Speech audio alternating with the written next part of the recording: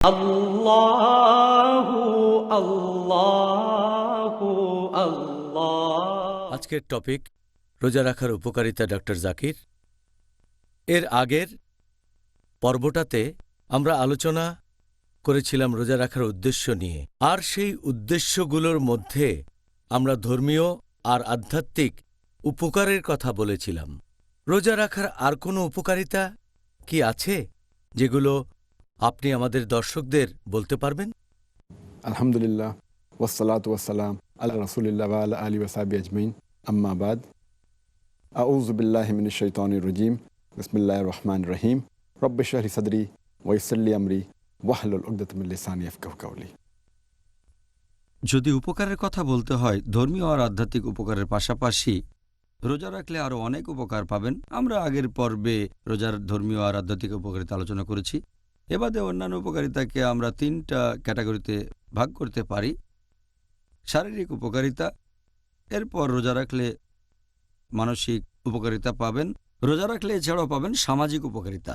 আচ্ছা, আসুন আগে প্রথম ক্যাটাগরিটা নিয়ে আলোচনা করি, শারীরিক উপকারিতা। রোজা রাখলে আমি কি কি শারীরিক উপকার পেতে পারি? যেহেতু রোজা রাখলে আপনি পানাহার এবং সহবাস থেকে সংযত থাকবেন সূর্যোদয় থেকে সূর্যাস্ত পর্যন্ত। আর খেয়াল করলে দেখবেন যে পাকস্থলী হচ্ছে শরীরের এমন একটা অঙ্গ যেখানে সবচেয়ে বেশি রোগ হয়, বেশিরভাগ অসুখ। সেজন্য আমাদের নবী মুহাম্মদ সাল্লাল্লাহু আলাইহি ওয়াসাল্লাম বলেছেন, এটার আছে ইবনে মাজায় খণ্ড নম্বর 4 হাদিস নম্বর 3349। আমাদের প্রিয় নবী বলেছেন যে একজন আদম সন্তান তার পাকস্থলীতে যত খারাপ জিনিস রাখতে পারে ততটা শরীরের অন্য অংশে রাখতে পারে না। একজন মানুষ সামান্য কিছু খাবার খেলেই কর্মক্ষম থাকতে পারে। এই পাকস্থলীতে কি কি থাকতে পারে সেটাকে 3 ভাগে ভাগ করা যায়। 1/3 খাবারের জন্য, 1/3 হচ্ছে পানির জন্য, বাকি 1/3 নিঃশ্বাসের জন্য। এখানে বাতাস থাকবে। আমাদের শরীরের বেশিরভাগ রোগের উৎপত্তি হয়ে থাকে পাকস্থলীতে, কারণ এখানে অনেক ব্যাকটেরিয়া থাকে। আর আমরা যে খাবার খাই সেটা পাকস্থলীতে যায়, সেখান থেকে খাবার হজম হওয়ার পরে বিভিন্ন অন্ত্রে চলে যায়, খাদ্যের উপাদানগুলো রক্তে চলে যায়, তারপর সেখান থেকে পুরো শরীরে ছড়িয়ে পড়ে। আর আমাদের পাকস্থলী জন্ম থেকে মৃত্যু পর্যন্ত কাজ করে যায়, এটা কখনো কোনো বিশ্রাম পায় না। কিন্তু রোজা রাখলে এই পাকস্থলী আসলে খুবই সংবেদনশীল, তার পাশাপাশি এই অঙ্গটা খুবই জটিল। সংবেদনশীল পাশাপাশি খুবই গুরুত্বপূর্ণ, এটা সারাদিন ধরে কাজ করতে থাকে। আমরা যখন রোজা থাকি অনেকক্ষণ পাকস্থলীতে কোনো খাবার যায় না, একটু বিশ্রাম পাই।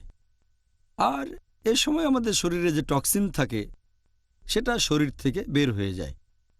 তাহলে রোজা রাখলে সেটা আমাদের শরীরের জন্য যথেষ্ট উপকারী হবে, সব টক্সিন বের করে দেবে, এছাড়াও নিরাময় হবে অনেক রোগ। এবার বলেন, এই রমজান মাসে রোজা রাখলে একজন মানুষ কি কি উপকারিতা পেতে পারে? আমার মনে হয় এটা খুব গুরুত্বপূর্ণ। রোজার মানসিক উপকারিতার কথা যদি বলতে হয়, রোজা রাখলে আমাদের ধৈর্য বাড়বে, আমাদের অধ্যবসায় বাড়বে। রোজা রাখলে আমাদের আত্মসংযমও বাড়বে, আত্মসচেতন হবেন। রোজা রাখলে মানসিকভাবে আরও নমনীয় হবেন। এ সময় আত্মপ্রশিক্ষণ ও নিয়ম শৃঙ্খলা উন্নত হয়। রোজা রাখার সবচেয়ে বড় মানসিক উপকারিতা হচ্ছে আমাদের ধৈর্য আর অধ্যবসায় বাড়বে। আর সাধারণত যে কথা বলে যে আমি এটা পারবো না, রোজা রাখলে সে বলবে আমি পারবো। রোজা রাখলে আমাদের শরীর, মন এবং আত্মা উন্নত হয়ে উঠবে। রোজা রাখলে একজন সামগ্রিকভাবেই উন্নত হবে। আর রোজা হলো এক ধরনের ট্রেনিং, এতে আপনার ব্যবহারও বদলে যেতে পারে। ব্যবহার বদলানো খুবই কঠিন। একটা মানুষ যে ধরনের ব্যবহারে অভ্যস্ত সেটা পাল্টানো খুবই কঠিন। এজন্য বলা হয় যে সবচেয়ে সেরা জিহাদ হচ্ছে জিহাদ ফিন নাফস, তার মানে নিজের আত্মার বিরুদ্ধে সংগ্রাম করা। তাহলে ব্যবহার বদলানো এটা সবচেয়ে কঠিন কাজগুলোর একটা, রোজা রাখলে সম্ভব। আর প্রয়োজন হলে জিহাদ করা মানে যুদ্ধক্ষেত্রে গিয়ে লড়াই করা খুবই গুরুত্বপূর্ণ। কিন্তু যদি আপনি আপনার নিজের আত্মার সাথে জিহাদ করতে না পারেন, তাহলে শত্রুর সাথে জিহাদ করবেন কিভাবে? এজন্য রোজা রাখলে আপনি আত্মসংযমী হবেন। আর সেজন্যই জিহাদের আগে এই রোজাকে ফরজ করা হয়েছে। রোজাকে ফরজ করা হয়েছে নবুয়তের 15 বছর পরে, দ্বিতীয় হিজরিতে। এর পরের বছরে জিহাদকে ফরজ ঘোষণা করা হয়। তাহলে আল্লাহ সুবহানাহু ওয়া তাআলা প্রথমে মুসলিমদের মানসিকভাবে প্রস্তুত করেছেন রোজা পালনের মাধ্যমে। তারপরে কিতালকে ফরজ করা হয়েছে, আগে ছিল মানসিক প্রস্তুতি। আর সাধারণত একজন মানুষ দিনে 3 বার খাওয়া দাওয়া করে থাকে, সপ্তাহে 21 বার খাওয়া দাওয়া। এই অভ্যেসটা বদলে যায় রোজার সময়, এই অভ্যেসটা বদলে দিনে 2 বার হয়। একটা হচ্ছে সন্ধ্যা শেষ হলে বা রাতের প্রথমে, আর অন্যটা ভোর হওয়ার আগে। পুরো নিয়মটাই বদলে যায়। আর এটাই আমাদের এই মানসিক প্রশিক্ষণে অনেকভাবে উপকার করে। এখনকার মনোবিজ্ঞানীরা বলেন যদি ক্ষুধা নিয়ন্ত্রণ করতে পারেন, প্রায় সবগুলো আকাঙ্ক্ষাকে নিয়ন্ত্রণ করতে পারবেন। আসলে মানসিক উপকারিতার ব্যাপারে আমার নিজেরও একটা অভিজ্ঞতা আছে, সেটা বলছি। আমি জীবনে প্রথমবার রমজানের অর্ধেক রোজা রেখেছিলাম। এটাই আমার মনটাকে পুরোপুরি বদলে দিয়েছে। রোজার কারণেই পরবর্তীতে শাহাদা দিয়েছি, তাই বলবো আলহামদুলিল্লাহ। আর সেক্ষেত্রে বলেছিলাম যে মানসিক ব্যাপারগুলো খুব গুরুত্বপূর্ণ। আপনার কাছে পরের প্রশ্ন, এটা হচ্ছে রোজা রাখার সামাজিক উপকারিতার প্রসঙ্গ নিয়ে। এখন আপনি কি রোজা রাখার উপকারিতা সম্পর্কে কিছু বলবেন? রোজার সামাজিক উপকারিতার কথা যদি বলতে হয়, রোজা রাখলে আপনি বুঝতে পারবেন যে যারা গরিব তারা কেমন আছে। তারা খেতে পায় না, কোনো আশ্রয় নেই। আর রোজা রাখলে আমরা বুঝতে পারি যে না খেয়ে থাকলে মানুষের কেমন লাগে। আমাদের মধ্যে অনেকেই আছে ধনী, যাদের খাওয়া দাওয়া করতে কোনো সমস্যা হয় না। রোজা থাকলে আমরা বুঝতে পারি যে একজন ক্ষুধার্ত মানুষের কেমন লাগে। এভাবে গরিব মানুষদের প্রতি আমাদের তখন সহানুভূতি বেড়ে যায়। আর এছাড়াও আমরা আল্লাহ তাআলার অসীম দয়াকে অনুভব করতে পারি। আল্লাহ সুবহানাহু ওয়া তাআলাকে আমরা কি ধন্যবাদ জানাই কখনো? এই যে আমাদের খাবার দিয়েছেন, তারপর পানি, অথবা একবার বাতাসের কথা চিন্তা করে দেখেন, নিঃশ্বাস নিচ্ছি, এজন্য কি আল্লাহকে ধন্যবাদ জানাই?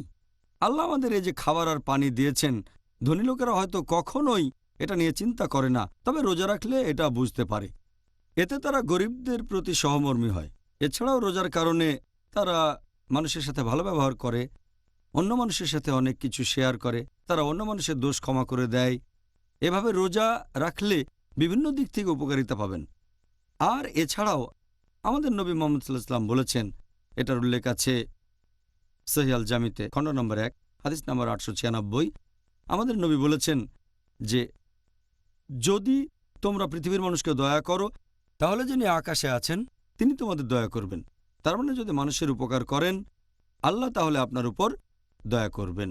তাহলে রোজা আমাদের একটা সুন্দর সমাজ গড়তে সাহায্য করে, পরোপকারী হতে সাহায্য করে, অন্যকে ভালোবাসতে সাহায্য করে, সচেতন হতে সাহায্য করে।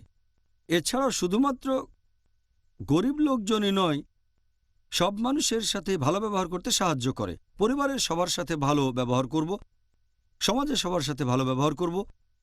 আর অনেক সময় আমরা এটা দেখি যে আমরা পরিবারকে বেশি সময় দেই না, বিশেষ করে পশ্চিমা বিশ্বে। রোজা রাখলে দিনে অন্তত 2 বার পরিবারের সাথে থাকবেন। আর আপনারা চেষ্টা করবেন রোজা রাখলে অন্তত সাহারিটা করবেন আপনারা পরিবারের সাথে, আর রোজা ভাঙার সময় পরিবারের সাথে ইফতার করবেন। এভাবে কমপক্ষে 2 বার পরিবারের সাথে সময় কাটাবেন। পরিবারের সবার সম্পর্ক জোরদার হবে, সবাই তখন একসাথে, বাবা মা সন্তান সবাই কাছাকাছি, বিশেষ করে পশ্চিমা বিশ্বে যেখানে এটা উপেক্ষিত। আমাদের এই সমাজের কথা যদি বলেন, এখানেও অনেক উপকারিতা আছে, অনেক সামাজিক উপকারিতা। আমরা অনেক সময় প্রতিবেশীর সাথে ইফতার করি, বন্ধুবান্ধবদের দাওয়াত দেই, প্রতিবেশীদের দাওয়াত দেই। আমাদের নবী মুহাম্মদ সাল্লাল্লাহু আলাইহি ওয়াসাল্লাম বলেছেন, এটা উল্লেখ করা হয়েছে সহিহ মুসলিমে, খণ্ড নম্বর 3, হাদিস নাম্বার 5379। নবী বলেছেন, তোমাকে কেউ নিমন্ত্রণ দিলে প্রত্যাখ্যান করো না। মানুষ রমজানে একে অন্যকে ইফতারের সময় নিমন্ত্রণ করে, এতে সমাজের বিভিন্ন স্তরের মানুষ একে অন্যের কাছাকাছি আসতে পারে, প্রতিবেশী, বন্ধুবান্ধব, সমাজের আরও অনেকে। আর রোজা হলো আত্মোন্নয়নের সবচেয়ে সেরা সময়, পাশাপাশি ইসলাহ এবং দাওয়ার শ্রেষ্ঠ সময়। মসজিদে লোকজনের সাথে দেখা হবে। রমজান মাসে তুলনামূলকভাবে বেশি মানুষ মসজিদে যায়। এই লোকজনের সাথে কথাবার্তা বলবেন, তারপর তারাবির নামাজ পড়বেন। এই সময়ে আপনি ইসলাম দিতে পারেন, অমুসলিমদের কাছে দাওয়া দিতে পারেন। আর আপনি ঠিকই বলেছেন যে এই পবিত্র রমজান মাসে আপনার মন বদলে যেতে পারে, আল্লাহ আপনাকে হেদায়েত করবেন। এটা গুরুত্বপূর্ণ।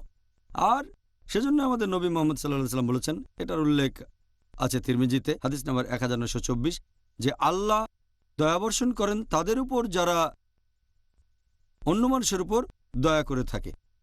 নবী আরও বলেছেন, এই হাদিসটাতে আছে, যদি তুমি ক্ষমাশীল হও, পরম ক্ষমাশীল তোমাকে ক্ষমা করবেন। নবী আরও বলেছেন, যারা পৃথিবীতে আছে তাদের প্রতি দয়া দেখালে যিনি আকাশে আছেন তিনি তোমাকে দয়া করবেন। তাহলে রোজা সমাজ গঠনে সহযোগিতা করে, মানুষজন একে অন্যের কাছাকাছি আসে। জাযাকাল্লাহ খায়ের। প্রিয় ভাই ও বোনেরা, ইনশাআল্লাহ আবার দেখা হবে। এখন একটা ছোট্ট বিরতি। আসসালামু আলাইকুম ওয়া রাহমাতুল্লাহি ওয়া বারাকাতুহু।